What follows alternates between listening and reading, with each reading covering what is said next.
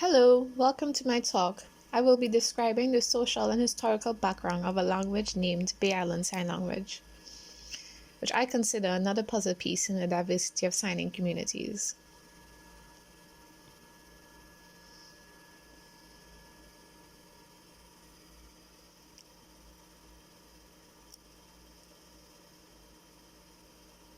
Signing communities are more diverse than previously thought. However, our understanding of the full extent of diversity is still not yet known due to the lack of documentation. Here in the Caribbean, there is a lot of diversity in signing communities. The imperative is to document them. Research has been carried out on how deaf-blind people communicate and tactile sign languages in countries in the global north, such as in parts of North America, Europe, Asia, and Australia. However, we do not know how deaf-blind people communicate outside of these contexts in places outside of the global north.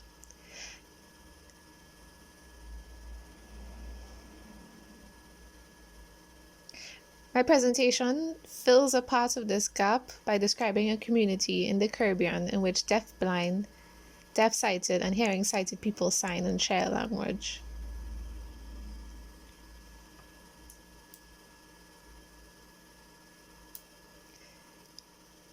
Now I turn to my methodology. This presentation is based on my MPhil research. The data comes from a previous language documentation project of Bay Island Sign Language. Part of the methodology of this project involved linguistic ethnography. This included observation of communication between deaf-blind and hearing-sighted people, interviews, field notes, and collection of historical documents such as pictures.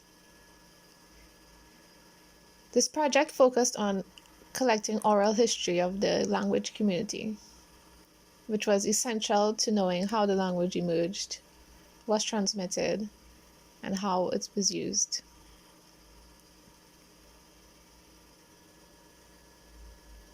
There were a team of researchers, including Kimon Alvin,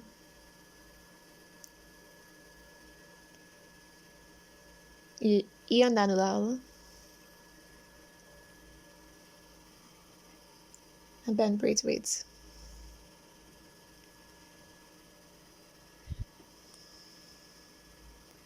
Ben and I are hearing, and Kimon and Ian are deaf.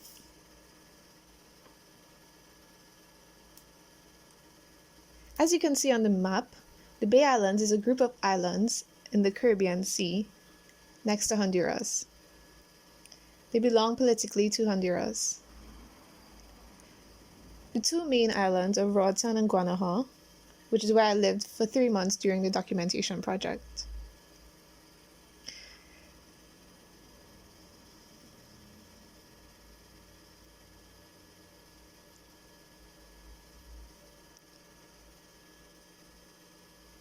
Bay Island Sign Language emerged in Roatan.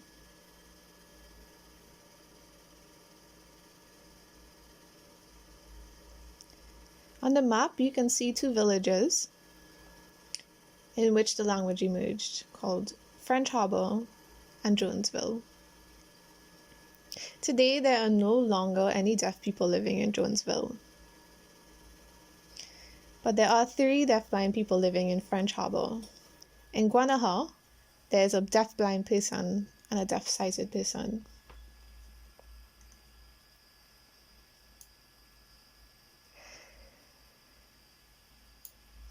Bay Island Sign Language emerged in white islander communities. Most of the members of these communities originated from the Cayman Islands. In the 1830s, after the abolition of slavery there was migration to the Bay Islands.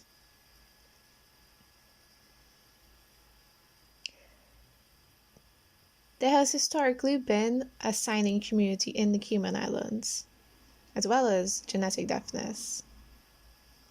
So we know that there are connections between the Cayman Islands and Bay Islands. It's possible that historically when people migrated to the Bay Islands that they brought their signing with them, but this is not known for sure. Now I will show you a short clip. The man on the left of the screen is a deafblind Bay Island Sign Language signer. He can't see a bit. The person on the right is my co-researcher Ian. Ian is interviewing the man about the history of the community and language.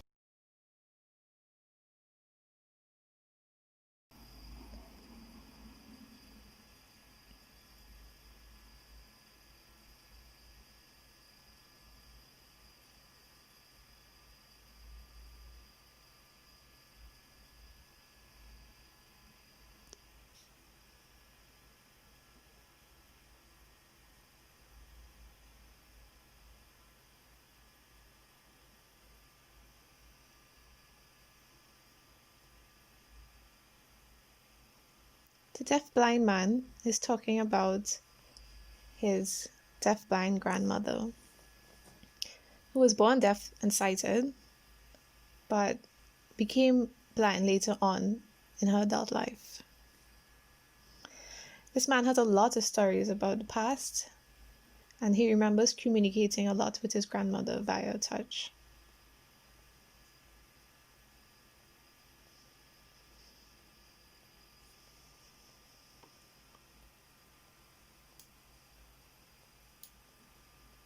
Now I'll show you another clip. The woman on the right of the screen is deafblind fully, and she's talking about her family.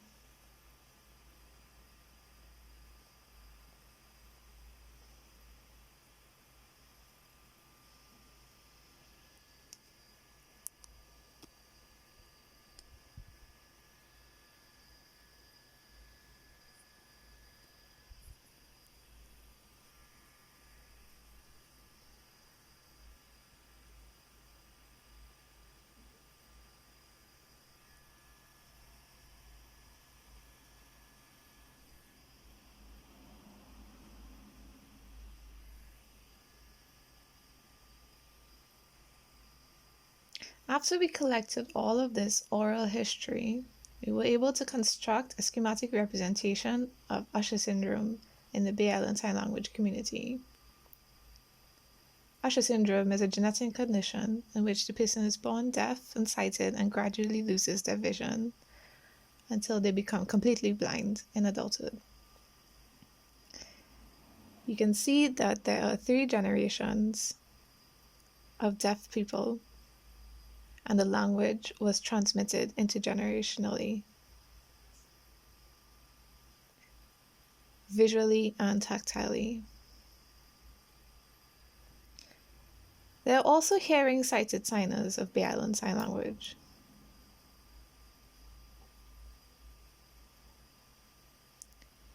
We interviewed some, and we recorded some communicating with deafblind people. A hearing sighted person I interviewed said that signing visually and tactilely was normal for her and that she was not ashamed of it growing up.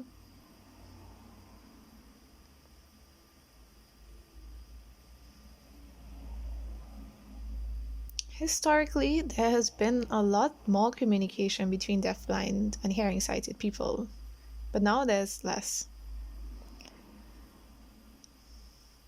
This picture is taken from a trip we made with a deafblind person to visit his family.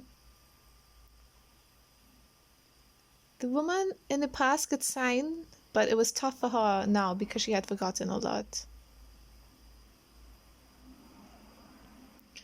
She now has much less contact, physical contact, with deafblind people. So now there's currently a reduced contact between deafblind and hearing sighted people. I've described a bit of who uses Bay Island Sign Language.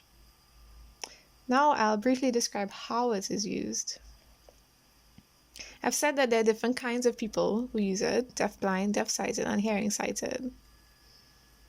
You can see on the photo on the right of the screen, the man on the right is deaf-sighted and talking to his wife. who is deafblind. She is signing house, and the man is visually perceiving it. On the picture on the left of the screen, the woman on the left is deafblind. The signer is signing the same sign, which is house, but she's using one of the hands of the woman on the left, as well as her hand. So that's called lexical co-formation.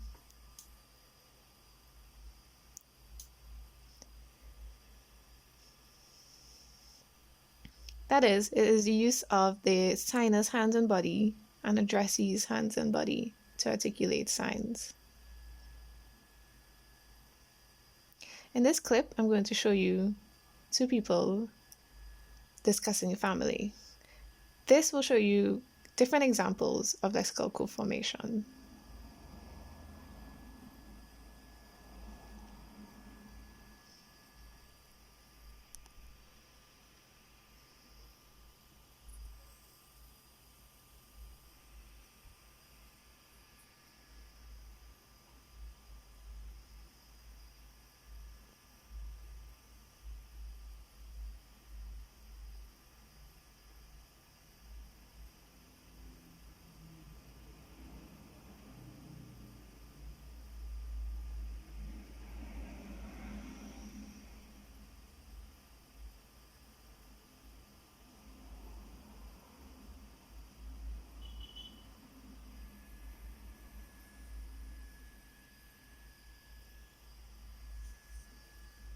My MPhil research looks at the phonology of name signs in BL Sign Language. Remember in the previous clips, there were lots of name signs mentioned? So I analyzed the phonology of names and compared my findings to visual sign languages. I will present some of my findings here. The first finding is to do with contact. Name signs in BL Sign Language have a lot of contact between the hands and the body, that is, a total of 89%.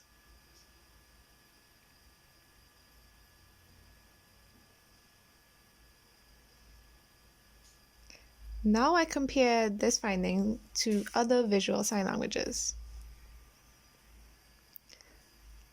Lutzenberger, 2018, compared the phonology of name signs in Katakolok, a sign language used in a community in Indonesia, and Sign Language of the Netherlands, which is the national sign language of the Netherlands. She finds that Katakolok has a high frequency of contact on the body compared to NGT.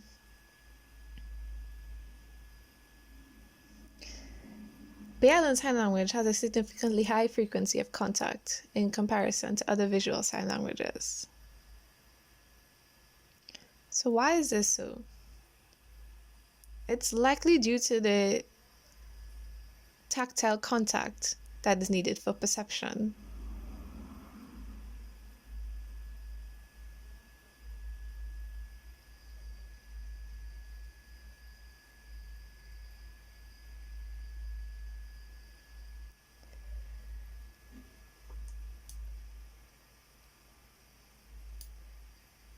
Research on tactile Italian sign language and pro-tactile language have said that deafblind signers avoid or don't like the use of non-manuals on the face. Here I show you a name sign that I found to be produced non-manually, that is, the hands are not involved in its articulation.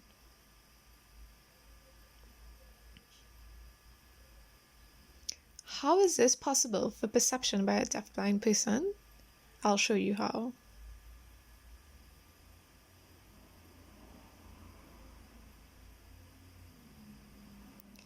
Another finding is that of location of articulation. I compare BL Sign Language with some other visual sign languages.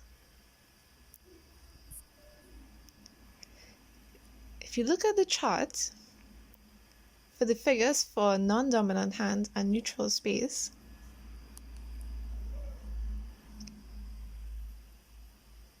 you'll see that the visual sign languages use more neutral space than Bay Island Sign Language. However, Bay Island Sign Language articulates name signs more on the non-dominant hand.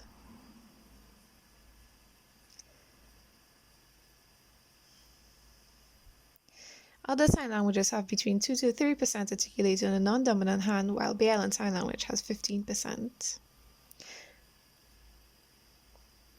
As I showed before,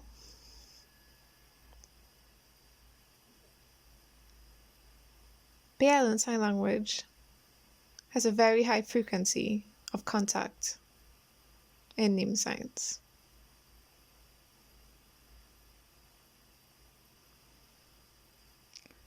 Also, this is probably due to the fact that more names are located on the hand because it is easier to articulate, as the hand is already in contact for tactile perception.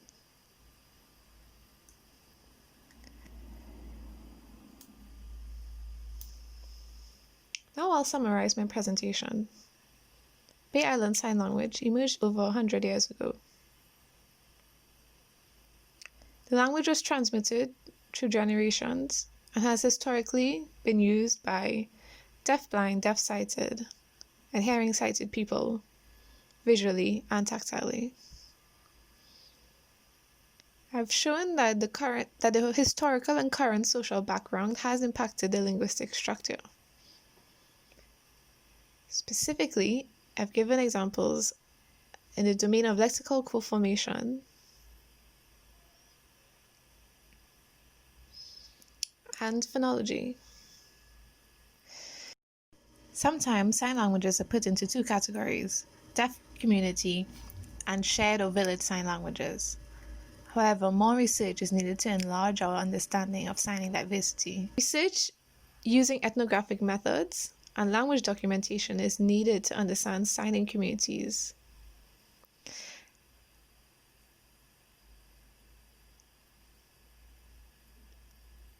And their social, historical, and linguistic structure.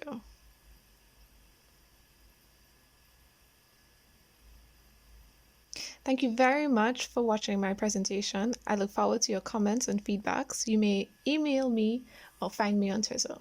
Thank you.